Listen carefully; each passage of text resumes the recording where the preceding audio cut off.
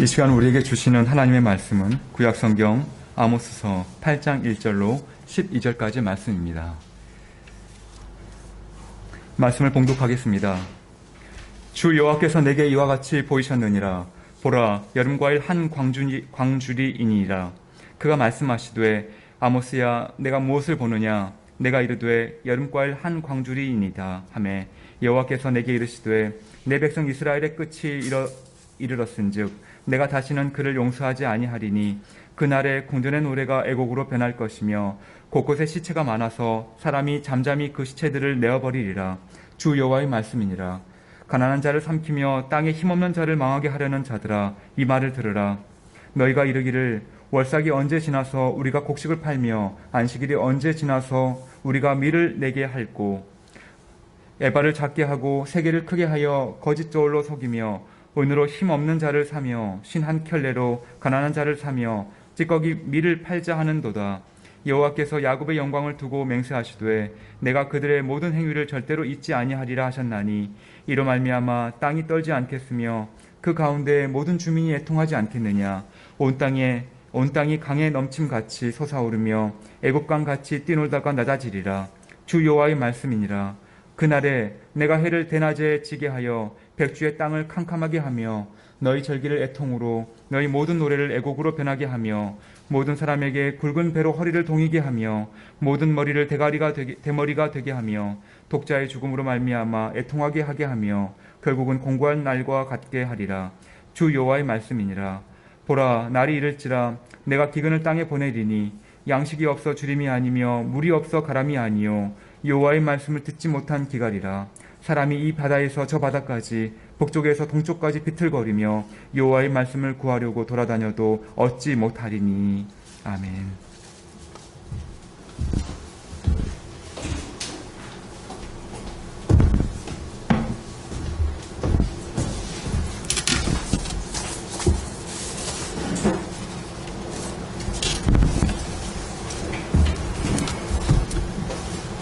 네, 오늘은 이 말씀이 침묵하는 시대라는 제목으로 같이 말씀을 전하겠습니다. 벌써 8월 첫 주네요. 이제 8월 말 잘 견디시면 여름이 지나갈 거라고 믿습니다. 9월까지 덥긴 하죠. 그래도 좀 더 선선해지지 않을까. 더위가 기승을 부리는데 더울수록 너무 짜증내지 마시고 늘 영적인 컨디션 관리 잘 하셨으면 좋겠습니다. 오늘 말씀은 아모스 말씀인데요. 구약에 있는 예언서 말씀이에요. 근데 여러분, 이 예언서 말씀은 설교를 잘하지 않습니다. 왜 하지 않을까요?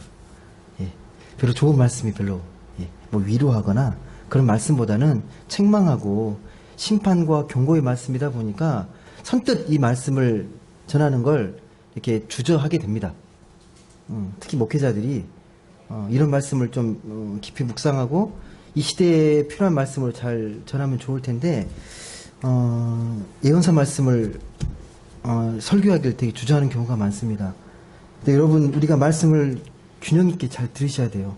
한쪽에만 치우쳐서 말씀을 듣게 되면 말씀의 신앙관이 왜곡됩니다. 골고루 말씀들을 잘 듣고 내가 영적으로 소화를 해야 균형 잡힌 하나님의 말씀을 온전히 분별하면서 말씀의 삶을 살아갈 수 있게 됩니다. 그런 의미에서 되게 의미 있는 말씀이거든요. 오늘 아모스 말씀이요. 아모스 이 예언서 말씀은 저자가 아모스예요. 근데 아모스가 어떤 사람이냐? 북이스라엘에서 활동했던 선지자인데 출신이 북이스라엘이 아니에요. 남유다 사람입니다. 그러니까 지금 우리나라처럼 남과 북으로 나눠 있는 것처럼 이스라엘이 북이스라엘과 남유다로 나누어져 있었을 때 이 아모스라는 사람은 남유다의 출신이에요. 남유다에 살았던 사람. 남유다의 이 드고아라는 그 목초지가 있는데 이 드고아에서 그 양을 키우고 뽕나무를 재배했던 사람이에요. 특별하게 선지자로 부름을 받습니다. 이런 경우는 거의 없습니다. 드문 케이스예요. 뽕나무를 재배하고 양을 키우던 사람을 하나님께서 부르셔서 선지자로 세우셨습니다. 그리고 말씀을 전하는데 자기 나라 남과 북이 나눠져 있지만, 물론 같은 민족이긴 하지만, 이 남유다의 말씀을 전하는 게 아니라, 북쪽에 가서 말씀을 전합니다. 북쪽 베델에 가가지고, 거기서 말씀을 전합니다. 북이스라엘 향해서 하나님의 말씀을 전하는 선지자가 이 아모스라는 선지자예요. 되게 독특한 선지자입니다. 참고로 이때 아모스가 살았던 이 시기에 북이스라엘은 어떤 상태였냐? 여로보암 2세가 이 북이스라엘을 다스리던 때인데 국력이 되게 탄탄할 때예요. 예. 전성기예요. 되게 강성한 때였습니다. 그때만 해도요. 근데 아모스가 보기에 하나님께서 말씀을 주시고 하나님의 시선으로 이 북이스라엘 보게 되면 겉으로는 번영하고 되게 좀 강성한 나라로 보이지만 속으로 들어가면 다 썩어 있는 거예요. 지도자들이 부패해 있고 가난한 자들이 학대받고 심한 고통을 받고 있습니다. 그런 땅입니다. 그런 표현들이 오늘 말씀에 되게 적나라하게 나옵니다. 예. 이 현실에 대해서 되게 책망하고 막 비판하니까 이걸 싫어하는 사람이 있어요. 예. 이 북쪽의 베델의 제사장이었던 아마샤라는 이 제사장이 이 아모스를 되게 눈에 가시처럼 여깁니다. 예. 어떻게든 쫓아내고 싶어요. 그래서 이 베델의 제사장이었던 아마샤가 여로보암 왕에게 보고를 하는 거예요. 지금 남쪽에 있는 이 아모스가 이 우리나라로 넘어와 가지고 왕을 모반하고 나라가 막 문제 있다고 막 퍼뜨려 다닌다고 빨리 쫓아내야 된다고 그렇게 보고를 하고 나서 이 아마샤를 찾아가요. 찾아가서 겁박합니다. 너 왜 우리나라 와가지고 엄한 소리 하냐? 네가 하나님 말씀 전하고 싶으면 니네 나라 가서 해라. 여기 있지 말고. 쫓아내려고 합니다. 왜 남의 나라 와가지고 선동질 하냐는 거예요.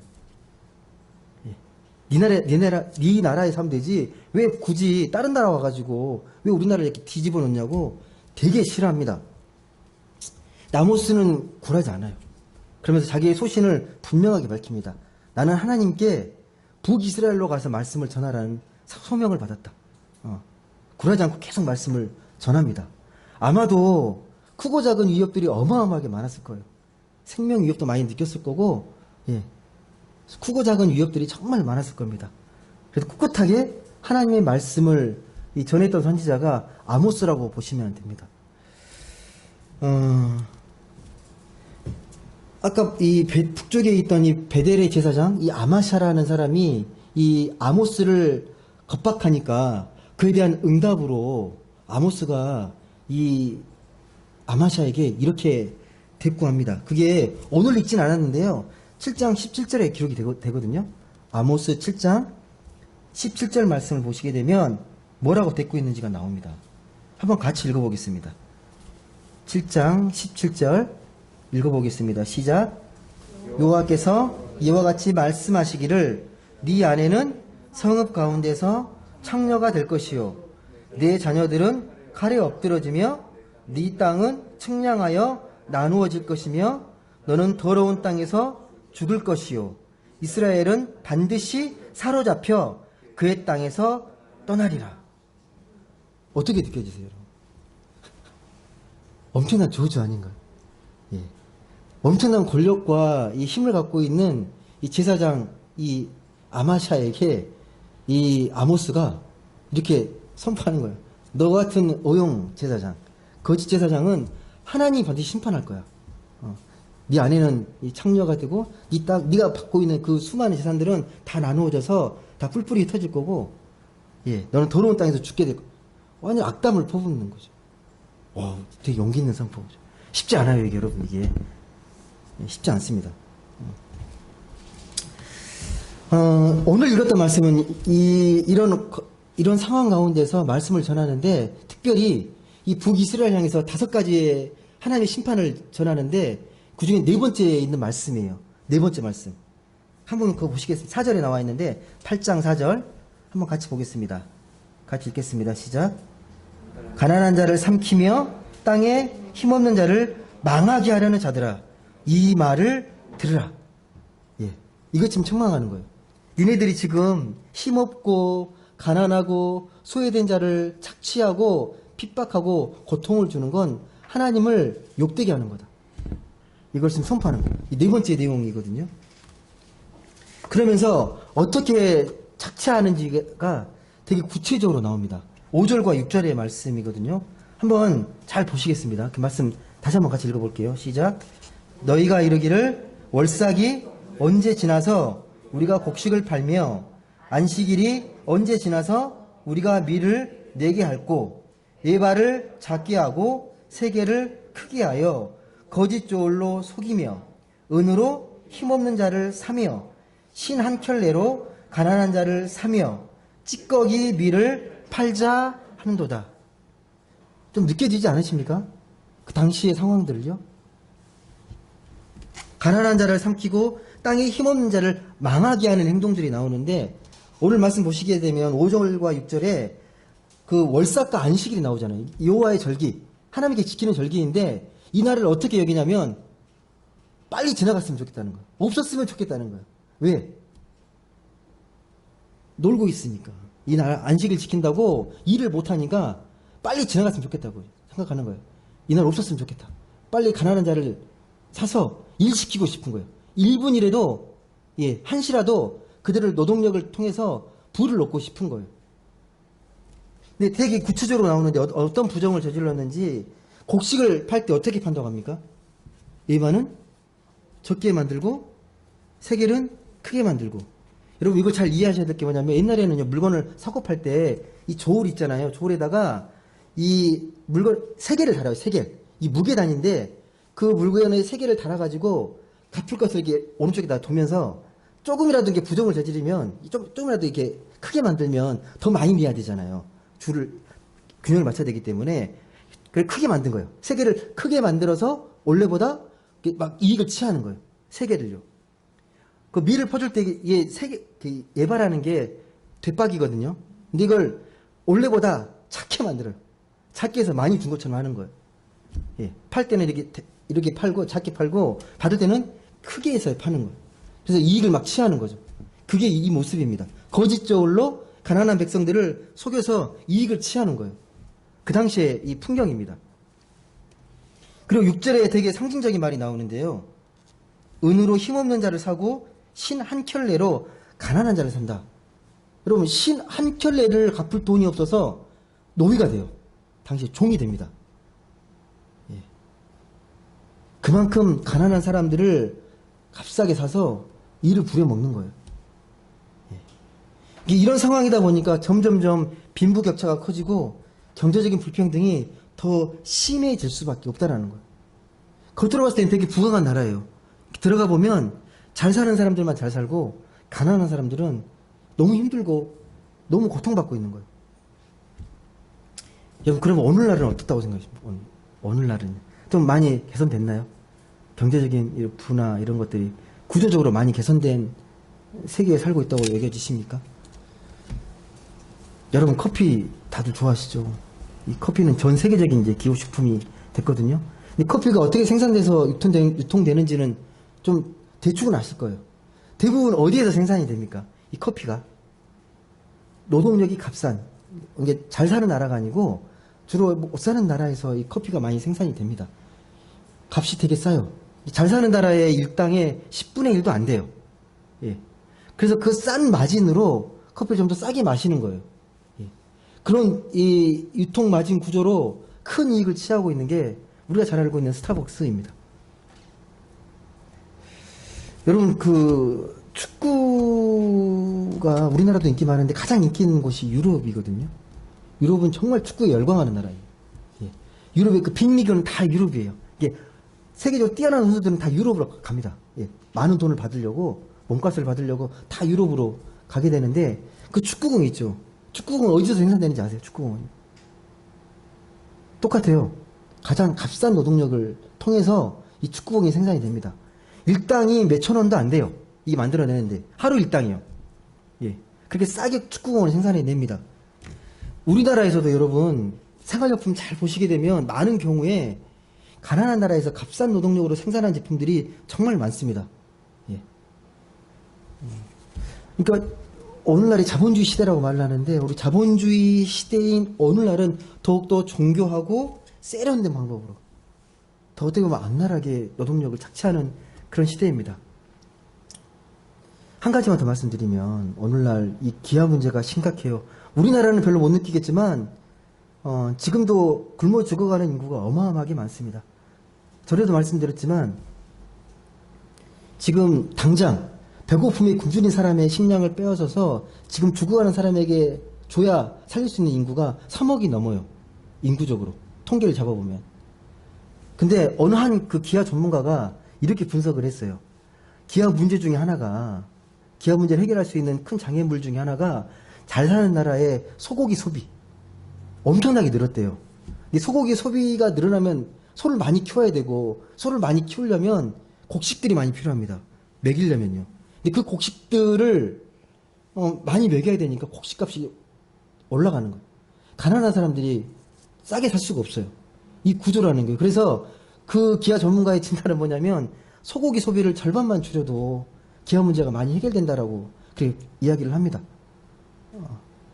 여전히 우리가 살아가는 이 세상에는 이렇게 가난한 자의 신 한 켤레도 살 수 없어서 노동력이 팔려나가는 그런 세상과 여전히 흡사합니다.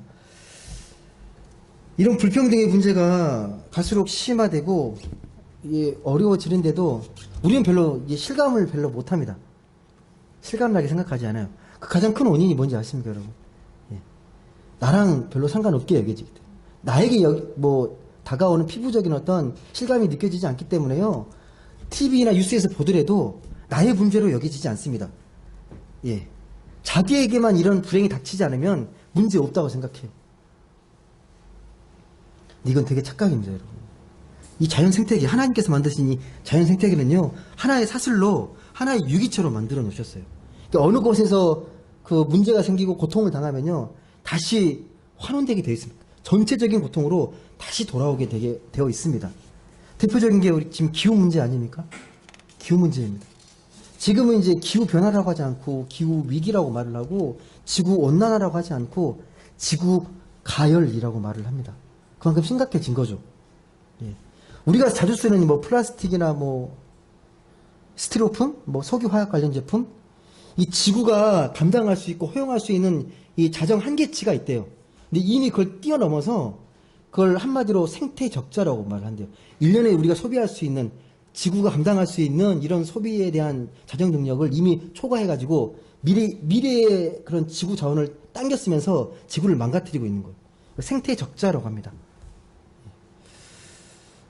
다시 말씀드리지만 무분별하고 탐욕적인 우리 가소비로 인해서 누군가는 고통받고 있고 지구는 신음하고 그 고통은 다시 부메랑처럼 우리에게 돌아온다라는 거예요.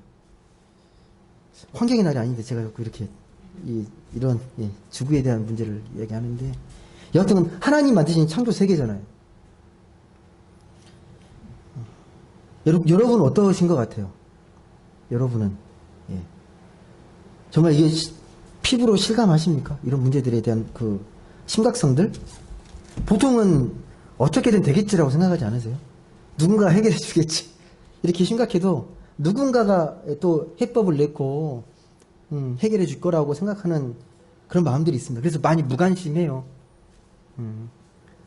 특별히 하나님 믿는 사람들은요, 이런 문제에 대해서 더 심각하게 생각해야 됩니다. 여하튼 오늘 말씀의 그 아모스는 이런 왜곡된 세상을 향해서 하나님 말씀을 명확하게 대변합니다. 7절 말씀이 정확히 기록되어 있거든요. 7절 말씀 한번 같이 보겠습니다. 같이 읽겠습니다. 시작.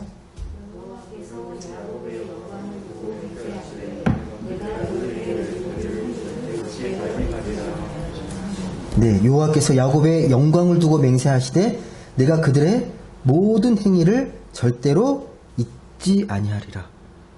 사람뿐만 아니라 하나님의 창조 질서와 반하는 모든 행위에 대해서 하나님께서 절대 잊지 않겠다. 절대로 잊지 않고 심판하시겠다라는 말씀입니다. 이 말씀을 들으면요, 절대 잊지 않겠다는 말씀이 되게 좀 강하게 느껴져요. 눈이 번쩍 띕니다. 저는 이 말씀이 하나님의 강력하고도 한 맺힌 절규처럼 자꾸 들려요. 유대인들이 히틀러의 만행을 절대 잊지 못하고 우리나라가 일제의 그 잔혹한 식민 통치에 대해서 늘 마음속에 이게 있잖아요. 비슷한 겁니다. 하나님도 그런 잘못된 행위를 잊지 않고 기억하시겠다는 거예요. 반드시. 아모스 선지자가 이렇게 강한 어조로 하나님의 말씀을 대변하는 건 그만큼 지금 북이스라엘 하나님 믿는 자라는 사람들이 하나님과의 뜻, 신앙과는 멀어져 있다는 거예요. 멀어져 있다는 거예요. 말로는 하나님 믿고 있지만 삶은 아니라는 거예요. 삶이. 여러분, 하나님은 우리가 잘 아는 것처럼 온 우주 만물을 창조하셨습니다.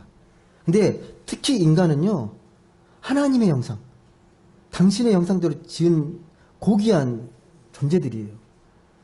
누구나 예외 없이 하나님은 모든 인간들을 하나님의 형상대로 지으셨습니다. 이게 무슨 말씀이냐? 우리에게는 하나님의 고유한 성품과 품성이 있어요. 따라서 우리뿐만 아니라 모든 인간들은 인간다운 품격과 품위를 유지할 자격이 있습니다. 함부로 대할 수 없습니다. 그 품위를 잘 유지할 수 있도록 서로 돕고 노력해야 돼요. 중요한 건 다시 말씀드리지만 모든 인간은 하나님 앞에서 똑같은 존재입니다. 하나님이 누군가는 좀 더 이쁘고 또 고귀하게 짓고 누구는 좀 질떨어지게 만들고 아니라는 거예요. 똑같이 고귀하고 귀하게 지으셨습니다.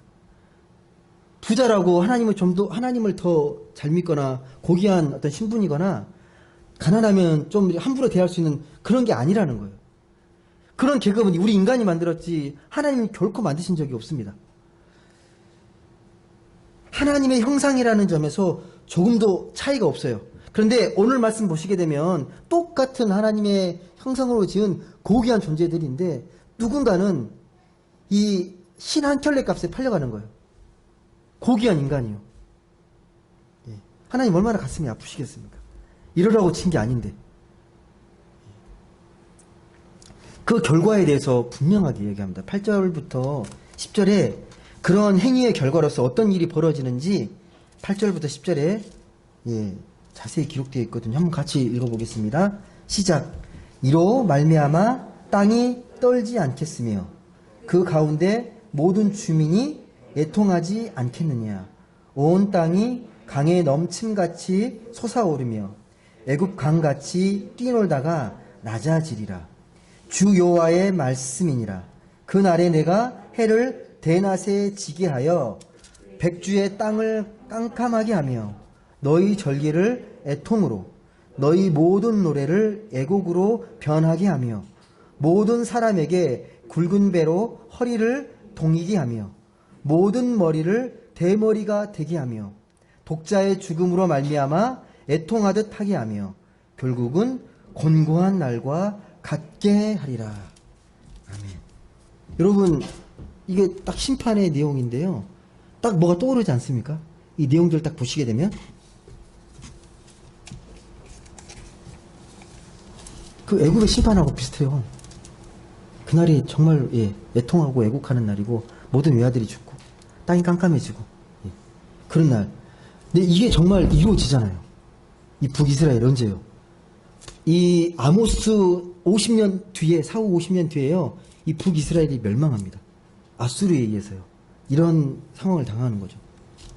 여러분 이걸 오해하시면 안 되는 게 역시 이 선지자들은 예언하는 사람이야. 예언자야. 점쟁이야라고 착각하시면 안 돼요. 그 말씀이 아니라 구약의 선지자들은요. 하나님의 말씀을 맡았던 예언이라는 게 말씀 맡은 거잖아요. 예언이에요. 말씀을 맡은 사람이에요. 그러니까 백성들에게 너네들이 하나님 말씀대로 살지 않게 되면 어떤 일이 벌어지는지를 미리 경고하는 거예요. 하나님 성품이 이런 분이신데 다시 한번 하나님 어떤 분이신지를 상기시키면서 너희들이 이런 하나님 말씀에 네가 순종하지 않고 하나님 말씀을 지키지 않게 되면 이런 일이 벌어질 수밖에 없어라고 미리 경고하는 거예요. 미리 인간의 운명을, 미리 인간의 그 미래를 예측하고 점치는 게 아니에요. 하나님의 그 심판의 결과에 대해 당연하게 말씀하는 거예요. 여러분, 오늘날도 이런 일이 벌어지잖아요. 신 한 켤레 값이 없어서 자기의 노동력을 팔고 착취당하는 세상입니다. 예전에 그 TV에서 한번 보니까 어느 투기꾼이, 그 부동산 투기꾼이 집이 519채? 아무튼 뭐 갭투자를 해가지고 이렇게 그런 사람들은 집 한 채 없는 사람들이 아픔과 슬픔을 모릅니다. 그냥 집 많이 얻어서 투자 수익을 올리는 데만 혈안이 돼 있겠죠. 사람의 생명을 이렇게 귀하 여기면 그렇게 못할 것 같아요. 함부로 이렇게 막 투자를 한다는 게 높은 수익을 올리는 데만 관심을 갖죠. 이런 걸 보면 우리는 이런 세계에 살면서 참 답답하다고 하지만 방법을 잘 모르잖아요. 어떻게 해결해야 될지 잘 모릅니다. 예. 이제 하나님의 말씀 보게 되면 분명히 이야기하는 거예요. 그들의 행위를 절대 잊지 않겠다. 절대 잊지 않고 하나님이 심판하시겠다라고 오늘 우리에게 분명히 말씀합니다. 근데 문제는 뭐냐면 이렇게 말씀하셨는데 이 심판이 당장 눈에 보이지 않아요. 그래서 눈에 보이지 않기 때문에 하나님의 그 창조에 대한 질서의 세계, 하나님의 공의도 없는 것처럼 살아요. 심판이 없는 것처럼. 분명히 말씀하셨는데 오늘날 기후위기도 암시잖아요. 니네들이 자연을 함부로 훼손하고 함부로 이렇게 사용하게 되면 이런 일이 벌어진다는 걸 다 보여주잖아요. 우리 지금 이미 기후위기로 해서 많은 고통을 겪고 있어요, 여러분. 여러모로 겪고 있습니다. 근데 이것보다 더 무서운 심판은 오늘의 말씀 보시게 되면 말씀이 부재하는 하나님의 침묵을 이야기합니다. 말씀이 없다. 하나님의 침묵. 하나님을 경험하지 못하는 게 더 큰 불행이라고 말씀합니다. 그게 11절에 기록되어 있거든요. 11절 말씀 같이 보겠습니다. 11절 말씀 같이 보겠습니다. 시작. 말씀이니라 보라 날이 이를지라 내가 기근을 땅에 보내리니 양식이 없어 주림이 아니며 물이 없어 가람이 아니요 여호와의 말씀을 듣지 못한 기갈이라. 아멘. 여러분 기근하면 고통스럽잖아요.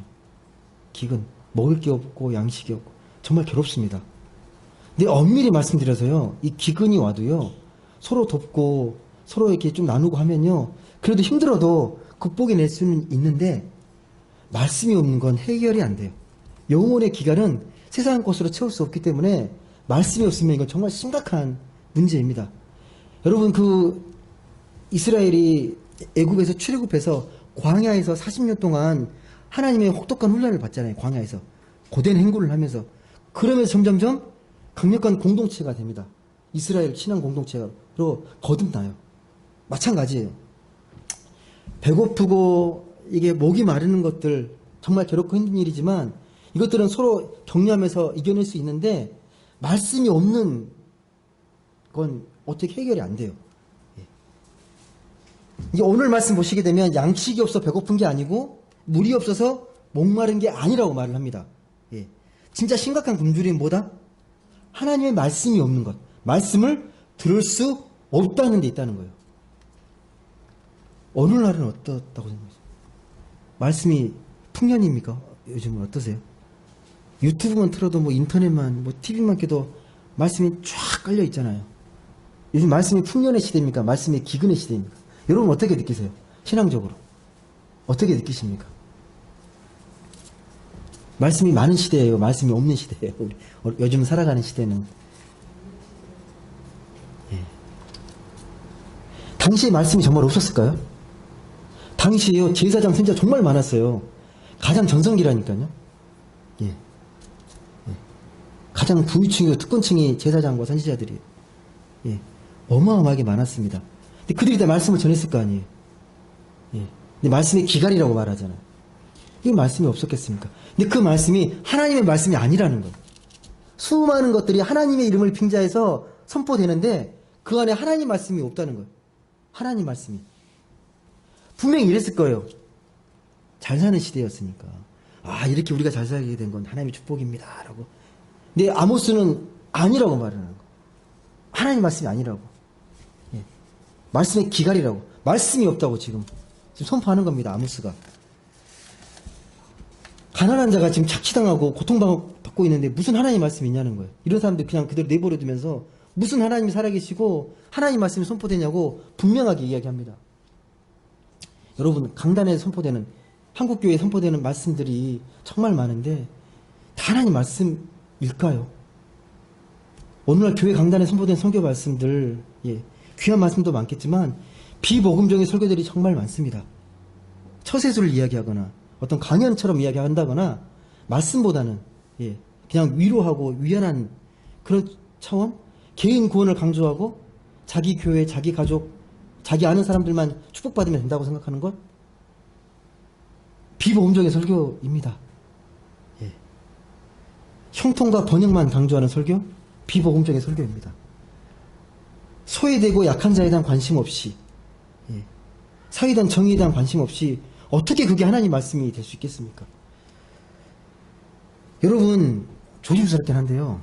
예. 우리나라에서 가장 이 서울에서 하나님 믿는 이 기독교 인구 가장 많은 지역이 어느 지역인지 아십니까, 여러분?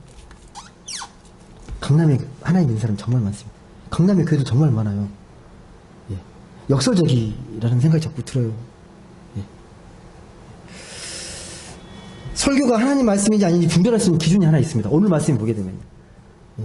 여러분 잘 아셔야 되는데, 하나님 말씀인지 아닌지를 분별할 수 있는 기준, 오늘 아모스 말씀에 따르게 되면 영혼의 기갈, 영혼의 굶주림이 있냐 없느냐, 영혼의 굶주림이 무엇인지 아는가, 영혼의 굶주림이 어떤 것인지 아는가입니다. 하나님 말씀을 듣지 못하게 되면요, 영혼이 강팍해지고요, 영혼이 굶주리게 됩니다. 굶주리면 뭔가를 자꾸 먹고 싶잖아요. 근데 하나님 말씀으로 채워지지 않기 때문에요, 다른 걸로 채웁니다. 그게 대표적인 게 뭐겠습니까? 물질이고 돈으로 채우려고 하잖아요. 소유로. 만족이 없으니까 그 빈자리를 무언가로 채워야 되는데, 그 채울 수 있는 가장 큰 것을 아마 물질, 돈으로 생각합니다. 그래서 있는 사람들이 더 악착같이 가난한 자를 이용해서 최대한 돈을 벌려고 해요. 그들의 노동력을 이용해서 많은 돈을 벌려고 합니다. 여러분, 우리 일상에서 돈을 버는 건요, 나쁜 게 아닙니다. 경제생활은 반드시 필요한 거잖아요, 우리가 살아가기 위해서. 근데 돈을 버는 게 목적이 되는 삶과 먹고 살기 위해 돈을 버는 거는 차원이 달라요, 여러분. 살아가는 돈이 얼마나 필요할까요, 여러분? 잘 살려면 우리가 얼마 정도 돈이 있으면 잘 사는 걸까요? 그 기준은 다 다를 거예요. 예, 뭐 객관적인 기준이 있는 게 아닙니다. 대부분은 많으면 많을수록 좋다고. 많으면 많을수록 좋지. 다다익선이라고. 예. 예. 우린 늘 부족하잖아요. 물질이 늘 부족하거든요. 좀만 더 있으면 좀 더 잘 쓸 수 있을 것 같고, 그런 마음이잖아요. 상대적으로 도시에 살면 돈이 더 많이 들고 시골에 살면 돈이 적게 들고, 아닐 수도 있어요, 요즘은. 예. 예, 상대적인 거기 때문에. 여하튼 간에 여러분, 중요한 사실이 뭐냐면요, 오늘 말씀을 비춰봤을 때 이 물질에, 돈에 나의 삶이 기울어질수록, 나의 삶이 집중될수록 영혼의 만족과는 거리가 멀어집니다.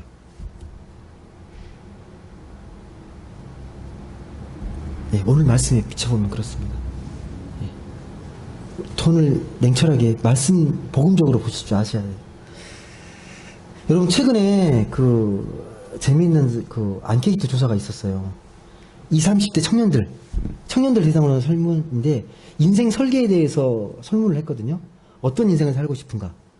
이 상당수가 어떻게 대답을 했냐면,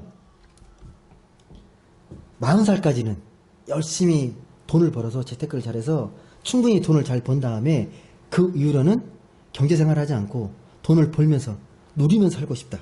인생을 즐기면서 사는 게 목표다라고. 40살까지만 돈을 열심히 벌고 충분히 돈을 번 다음에 인생을 즐기면서 살고 싶다. 여러분, 이 인생관에 대해서 동의하십니까? 이게 뭘 의미하시는지 아시겠습니까? 삶의 목표와 만족이 어디에 있는지는 아시겠죠? 그러니까 제가 오늘 이렇게 말씀을 전하지만 하나님이고 뭐가 필요 없고 영혼의 만족 이런 건 다 사치스러운 거고 그런 건 별로 관심 없는데, 인생을 즐기는 데 관심이 있는 것, 즐기는 것. 예. 돈을 많이 벌고 인생을 잘 즐기고 편안하게 사는 게 목적입니다. 예. 지금 더 강해졌어요. 더 각박해지고 더 치열한 삶 속에서 이게 먹고 사는 게 더 힘들어지니까 이런 것들이 더 깊은 갈망으로 다가오는 거예요. 예. 어떻게든 내가 돈을 많이 벌어서 좀 잘 이렇게 즐기면서 살고 싶다는 게 더 강해진 시대입니다. 근데 여러분, 하나님 말씀하시는 천국이 놀고 먹는 그런 세상일까요? 하나님이 우리를 예비해 놓으신 하나님의 나라? 천국은 어떤 세상일 것 같습니까? 그저 놀고 먹는 세상은 아닐 것 같아요, 저는. 아무리 생각해도요. 예수님은 이렇게 말씀합니다. 너희가 하나님 나라에 들어가려면 조건을 다시거든요. 너 십자가를 지라고 말합니다. 너희 십자가를 지고 나를 따라서 하나님 나라에 들어가야 된다. 너희 십자가가 있다. 믿는 자에게는요, 내가 감당해야 될 십자가가 있다는 겁니다. 그게 하나님의 삶에 대한 징표이고 그 삶을 통해서 영혼의 만족이 있다라는 거예요. 여러분, 근데 이 말씀도 좀 착각하시면 안 되는 게 자기 십자가를 가면 되게 마음이 무겁잖아요. 뭔가 희생하고 뭔가 더 이렇게 헌신해야 될 것 같고 무거운 인생의 짐같이 느껴지는 게 십자가인데 그런 의미로 하신 말씀이 아니에요. 십자가 자체가 중요한 게 아니라 하나님의 자녀다운, 예수님의 자녀다운 삶을 위해서 이 십자가를 져야 되는데 하나님의 자녀로 살다 보니까 십자가를 져야 될 때가 있는 거예요. 십자가를 지려고 예수를 따르는 게 아니에요. 하나님의 자녀로 예수의 제자로서 살아가는데 내가 십자가를 져야 될 때가 있습니다. 어느 누구도 부인하고 감당하지 않으려 할 때 내가 감당해야 할 몫에 그 십자가가 있거든요. 그 십자가를 지고 하나님께 더욱더 가까이 나아가는 겁니다. 근데 거기에 영혼에 참 만족이 있다는 거예요. 내 십자가를 질 때. 대단한 게 아니에요. 남들이 누군가를 외면할 때 더 사랑으로 누군가를 돌보고 친절한 말로 위로하고 격려하는 것, 이게 내 십자가예요. 십자가를 잘 지는 거예요. 대단한 게 아닙니다. 내가 하나님 자녀로서 그 순간 져야 될 십자가가 있어요. 믿는 사람으로서 네 정체성을 드러낼 수 있는 그 십자가가 있습니다. 그 십자가를 지고 하나님의 자녀라는 걸 나타내는 거예요. 아, 역시 믿는 사람은 달라. 달라. 말하는 것도 다르고 행동도 달라. 말 하나에 다 생명이 있어. 라는 거예요. 그게 내 십자가를 지고 따르는 겁니다. 저는 가끔 그 동네 놀이터에서 아이들이 그 놀고 있는 걸 보면요. 천국을 많이 보게 되는데 아이들이 막 신나게 자기들끼리 막 놀잖아요. 놀이터에서 막 이렇게 막. 근데 밖에서 되게 막 시끄럽게 떠들고 막 그냥 좀만 안에 들어가 보면요.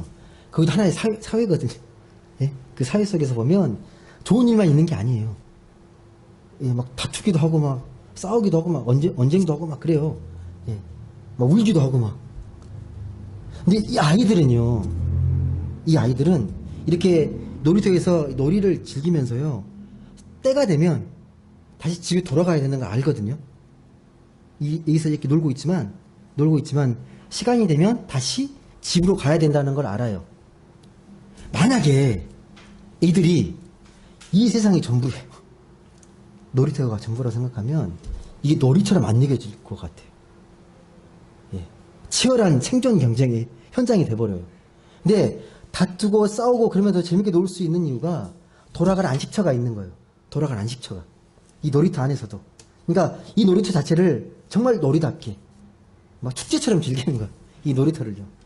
집에 돌아가면 편안하게 쉴 수 있고 나를 사랑하는 엄마가 있고 맛있는 음식을 해주는 우리 부모님이 계시고 내가 좋아하는 장난감이 있고, 예. 그래서 이 놀이터가 정말 놀이터예요.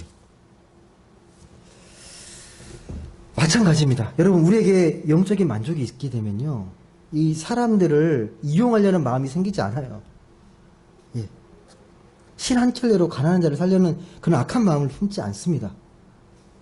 예. 근데 우리가 이 세상을 살다 보면 너무 치열하고 내가 마음에 여유도 없고 각박하다 보니까 그런 유혹을 느낄 때가 너무 많죠.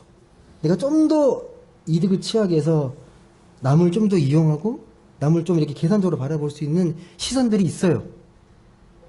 예. 근데 그럴 때마다 하나님의 말씀을 떠올리셔야 합니다. 예. 그런 우리를 향해서 12절 말씀은 이렇게 이야기합니다. 오늘 결론의 말씀인데 한번 읽어보겠습니다. 12절 말씀 같이 읽겠습니다. 시작. 사람이 이 바다에서 저 바다까지 북쪽에서 동쪽까지 비틀거리며 여호와의 말씀을 구하려고 돌아다녀도 얻지 못하리니. 여러분, 이 사람의 행위가 좀 그려지십니까? 말씀을 얻으려고 막 이 바다에서 저 바다까지 동쪽에서 서쪽까지 막 분주히 뛰어다니는데 얻질 못합니다. 뭘요? 여호와의 말씀을 구하지 못합니다. 영혼이 자꾸 굶주리고 이렇게 곰핍해 가는 거예요. 말씀을 얻지 못해서. 이 말씀 얻으려고 할까요? 말씀이 뭐길래? 이 말씀을 한번 바꿔보세요. 어떤 용어로? 사랑으로, 영혼의 만족으로, 안식으로, 자유로, 기쁨으로 바꿔보면 이 말씀이 얼마나 귀한지를 아시게 될 거예요. 예.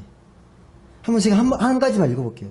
사람이 이 바다에서 저 바다까지, 북쪽에서 동쪽까지 비틀거리며 영혼의 만족을 구하려고 돌아다녀도 얻지 못한다. 예. 여러분은 이 아모스 말씀을 통해서 하나님의 그 생명의 말씀을 얻고 경험하고 계십니까? 예. 영혼의 만족이 느껴지십니까? 오늘의 삶의 걱정과 불안보다도 오늘을 정말 하나님 내게 허락하신 삶의 그런 축제로서, 기대와 설레임으로써 오늘 하루하루를 살고 계십니까? 아니면 오늘 12절 말씀처럼 여전히 말씀을 구하지 못해서 비틀거리면서 돌아다니고만 계십니까? 말씀을 구하셔야 합니다. 말씀이 없는 시대에 진짜 하나님 말씀이 무엇인지를 잘 분별해서 그 말씀을 통해서 영혼의 만족과 참 자유와 참 사랑과 기쁨, 참 안식을 얻는 우리 모두가 되었으면 좋겠습니다. 그런 삶으로 한 주간도 진정한 행복한 신앙인으로 그렇게 잘 살아갈 수 있기를 주님의 이름으로 축복합니다. 기도하겠습니다.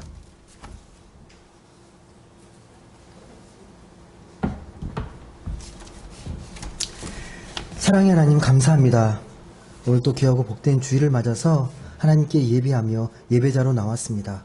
하나님, 우리가 예배자로서 하나님의 자녀로서 말씀을 듣고 더욱더 성장하고 우리의 삶이 더욱더 풍성해져야 하는데 삶의 불안과 걱정, 염려로 인해서 우리의 삶을 하나님이 주신 그 소중한 시간을 낭비하고 있진 않은지, 단지 시간을 갉아먹고 있진 않은지 반성케 하시고 오늘 우리에게 허락한 이 소중한 삶의 시간을 축제처럼 정말 삶의 그 영원한 기쁨처럼 느끼면서 살아갈 수 있는 우리 모두가 되게 하여 주옵소서.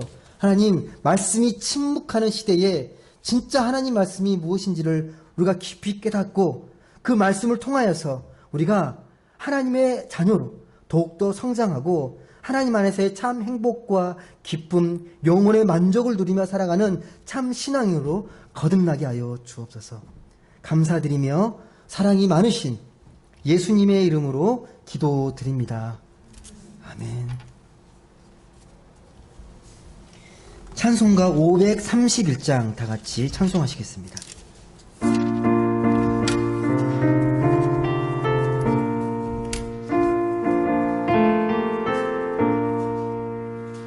자비한 주께서 부르시네 부르시네 부르시네 사랑의 햇빛을 왜 안 받고 점점 더 멀리 가나 지금 오라 지금 오라 자비한 주께로 지금 곧 나오라 고달파 지친 자 쉬라 하네 쉬라 하네 쉬라 하네 무거운 짐진 자 다 나오라 쉬게 해주시리라 지금 오라 지금 오라 자비한 주께로 지금 곧 나오라 지금도 기다리네 기다리네 기다리네 죄짐을 가지고 다 나오라 어서 주 앞에 오라 지금 오라 지금 오라 자비한 주께로 지금 곧 나오라 주님의 주님의 소리를 들어보라 들어보라 들어보라 그 이름 믿는 자 복받으리 어서 곧 일어나라 지금 오라 지금 오라 자비한 주께로 지금 곧 나오라. 아멘. 다 같이 봉헌 기도 드리겠습니다. 사랑과 은혜의 하나님 감사드립니다. 이 시간 주님 앞에 진실한 마음을 담아 봉헌 드리오니 우리의 정성을 받아 주옵소서. 우리가 이 세상을 살아가는 동안 물질로부터 자유함을 얻고 더 크신 하나님의 은혜를 사모하며 그 은혜로 기뻐할 줄 아는, 그래서 주님을 더욱 신뢰하는 복된 인생으로 깊어지게 하여 주옵소서. 이 시간 드려진 예물들 필요한 곳에 잘 쓰이게 하시며 쓰여진 곳에 하나님의 사랑과 축복이 넘쳐나게 하여 주옵소서. 감사드리며 예수님의 이름으로 봉헌 기도 드립니다. 아멘. 네. 예, 친교와